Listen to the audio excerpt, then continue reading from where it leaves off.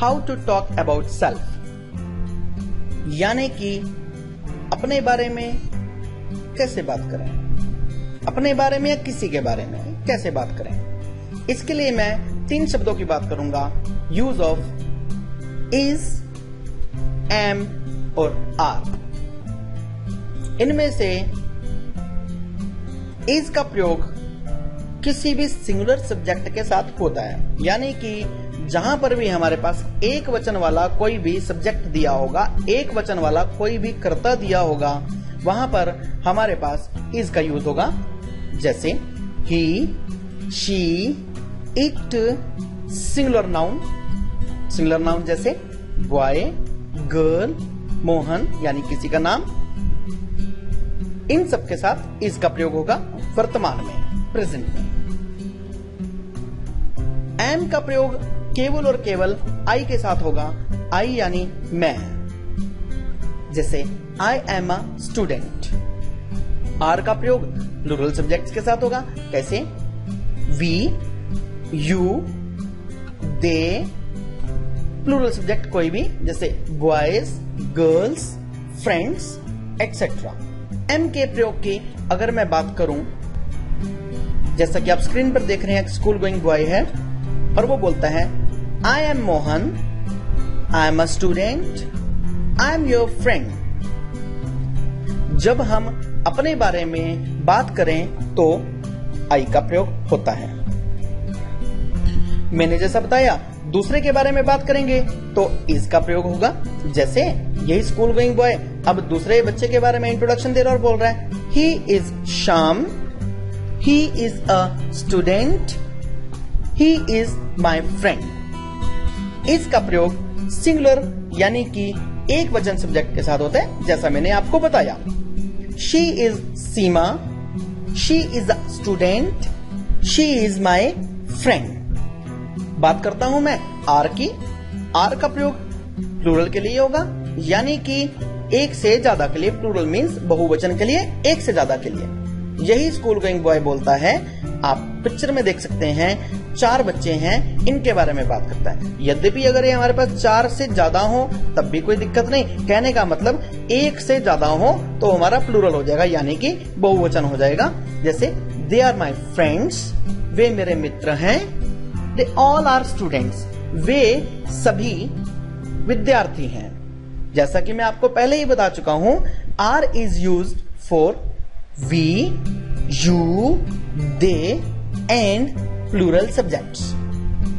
बात करता हूं मैं पॉजिटिव एंड निगेटिव की। जब भी हम एक स्टेटमेंट को पॉजिटिव वे में लेते हैं, पॉजिटिव क्या है?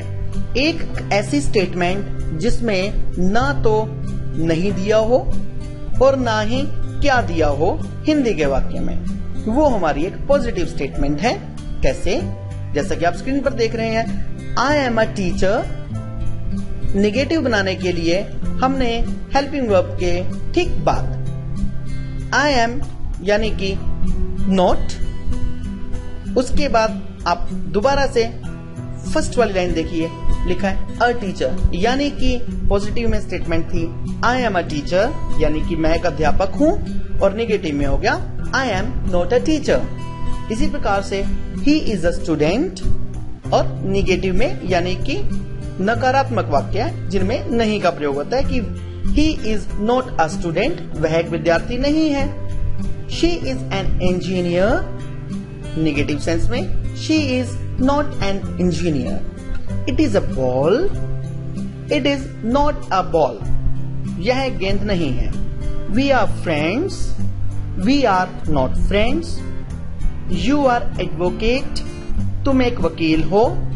You are not an advocate, तुम एक वकील नहीं हो। दे आर पुलिसमैन, वे पुलिसमैन हैं यानी सिपाही हैं। They are not policeman. Interrogative and interrogative plus negative, जैसा कि मैंने आपको पहले बताया था, साधारण वाक्य वे वाक्य हैं जिनमें न तो नहीं का प्रयोग होता है और न ही क्या का प्रयोग होता है। ऐसे वाक्य जिनमें नहीं का प्रयोग होता है वो हमारे नकारात्मक यानी कि नेगेटिव सेंटेंसेस हुआ करते हैं, और ऐसे वाक्य जिनमें क्या का प्रयोग होता है, यानी कि किसी भी प्रकार का कोई भी प्रश्न पूछा जाता है वो हमारे इंट्रोगेटिव सेंटेंसेस हुआ करते हैं। इंट्रोगेटिव यानी प्रश्नवाचक वाक्य। अभी प्रश्नवाचक वाक्य के बारे में एक चीज मैं आपको और बता दूं कि प्रश्नवाचक वाक्य जो हम इन वाक्यों में और जो हम टेंसेस में डिस्कस करेंगे, उन प्रश्नवाचक वाक्यों का उत्तर केवल और केवल हाँ में या ना में ही दिया जा सकता है। इनका आंसर यानी कि ऑब्जेक्टिव हो सकता है, वेरी शॉर्ट आंसर हाँ या ना में ही दिया जाएगा। इनका आंसर कभी भी सब्जेक्टिव यानी कि विस्तार में नहीं दिया जाएगा। इसी में हमारे पास एक ऑप्शन और आती है जिसको हम बोलते हैं इंट्रोगेटिव प्लस निगेटिव, यानी कि ऐसे वाक्य जिनमें प्रश्न भी पूछा गया हो लेकिन प्रश्न के साथ नहीं का भी प्रयोग किया गया हो, उनको हम इंट्रोगेटिव प्लस निगेटिव बोलते हैं। कैसे? अभी हम कंपैरिजन करेंगे। पहले हमने कंपैरिजन किया साधारण वाक्यों का यानी सिंपल सेंटेंसेस का निगेटिव के साथ। अब हम कंपैरिजन करेंगे इंट्रोगेटिव का इंट्रोगेटिव प्लस निगेटिव के साथ। मैं दोबारा से एक बार आपको याद करा दूं, साधारण वाक्य यानी सिंपल वाक्य वो वाक्य है जिनके अंदर ना तो नहीं दिया हो हिंदी में और ना ही क्या दिया हो हिंदी के वाक्य में, वो हमारे साधारण वाक्य हैं। जिन वाक्यों में नहीं दिया हो वो हमारे निगेटिव सेंटेंसेस। जिन वाक्यों में यानी कि जिनके हिंदी के वाक्यों में क्या दिया हो वाक्य के शुरू में और अंत में प्रश्नवाचक चिन्ह दिया हो, वो हमारे प्रश्नवाचक वाक्य है यानी कि इंट्रोगेटिव सेंटेंसेस। और ऐसे वाक्य जिनके शुरू में क्या और जिनके बीच में नहीं दिया हो वो हमारे interrogative plus negative sentences. Negative sentences के बारे में एक चीज आपको और बताऊंगा। निगेटिव सेंटेंसेस में जैसा मैंने आपको पहले भी बताया कि हेल्पिंग वर्ब के तुरंत बाद नोट लगता है, यानी कि निगेटिव सेंटेंसेस में हेल्पिंग वर्ब कभी भी अकेली नहीं आती। हेल्पिंग वर्ब के तुरंत बाद हमारे पास नोट का प्रयोग करना जरूरी होता है। इंट्रोगेटिव में हमारे सेंटेंस की जो भी हेल्पिंग वर्ब है, हेल्पिंग वर्ब यानी कि इस पार्ट को, इस चैप्टर को जिसको हम कर रहे हैं, इसमें हमारे पास 3 हेल्पिंग वर्ब्स हैं, एक इज, एक एम और एक आर। इज का मतलब एक सिंगुलर के लिए यूज होना, एम का मतलब आई के लिए यूज होना और आर का मतलब प्लूरल यानी कि बहुवचन के लिए। सेंटेंस में जैसा हमने किया था आई एम अ टीचर, एक साधारण सेंटेंस था।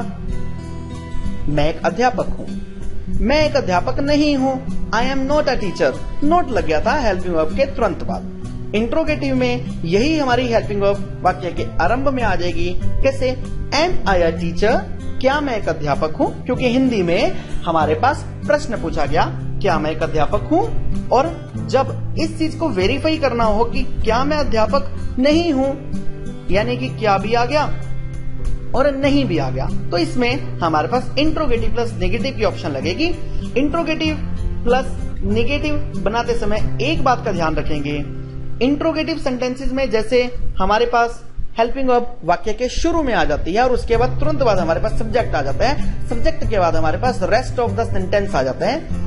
इसी प्रकार से इंट्रोगेटिव प्लस नेगेटिव में पहले हमारे पास वाक्य के शुरू में, बिल्कुल शुरू में हेल्पिंग वर्ब होगी, उसके तुरंत बाद सब्जेक्ट होगा और तीसरे नंबर पर यानी कि दोबारा से सुनेंगे, पहले नंबर पर हेल्पिंग वर्ब, दूसरे नंबर पर सब्जेक्ट और तीसरे नंबर पर निगेशन यानी कि नोट आ जाएगा और उसके बाद रेस्ट ऑफ द सेंटेंस और लास्ट में क्वेश्चन मार्क तो आएगा ही आएगा, क्योंकि इंट्रोगेटिव का मतलब प्रश्नवाचक है। इंट्रोगेटिव और इंट्रोगेटिव प्लस नेगेटिव इन दोनों के अंत में क्वेश्चन मार्क आएगा।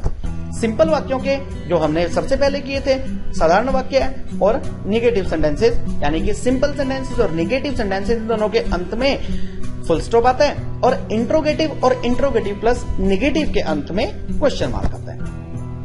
उदाहरण से देखते हैं जो आप स्क्रीन पर देख रहे हैं। Am I a teacher, interrogative plus negative में am I not a teacher, is he a student, is he not a student, is she an engineer, is she not an engineer, is it a ball, Is it not a ball?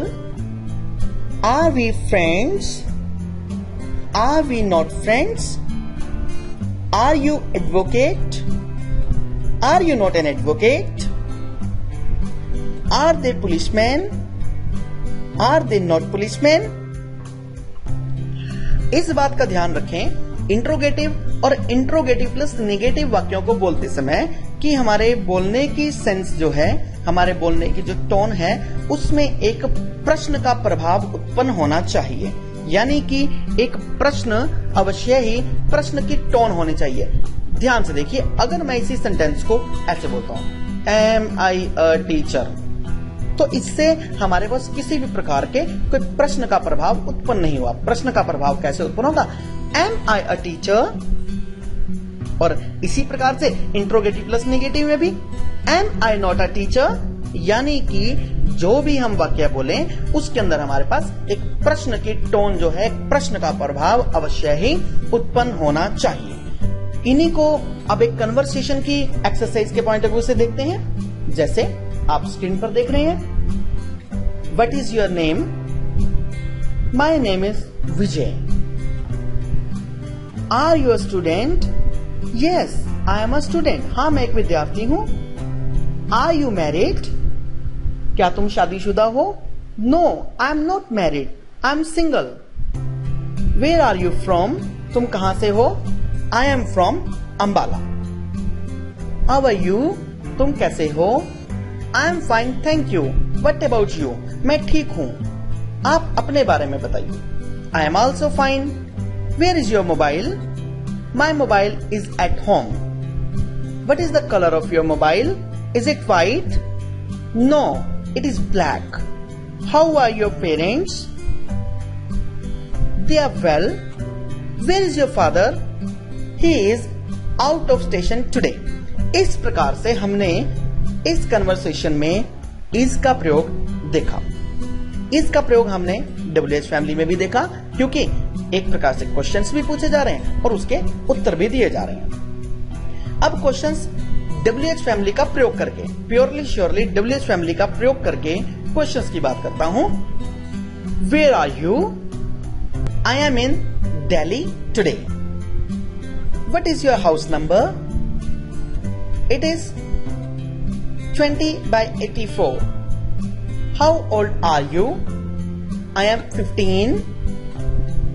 Who is your best friend? Ram is my best friend. Where is Ram from? He is from Punjab.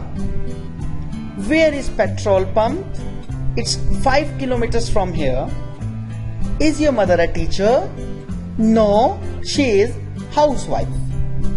उपरोक्त वाक्य में एक चीज आप देखेंगे कि आई के तुरंत बाद अपोस्ट्रोफी लगा और उसको एम लगा। इसका प्रयोग राइटिंग टास्क में किया जाता है। राइटिंग टास्क में इसलिए प्रयोग होता है क्योंकि ये हमारे पास इंग्लिश में कंट्रैक्टेड फॉर्म्स हुआ करती हैं। कंट्रैक्टेड फॉर्म्स मींस सब्जेक्ट के साथ हमारी हेल्पिंग वर्ब को कंबाइन कर लिखना। उसके लिए हमारे पास एक शब्द है कंट्रैक्टेड फॉर्म।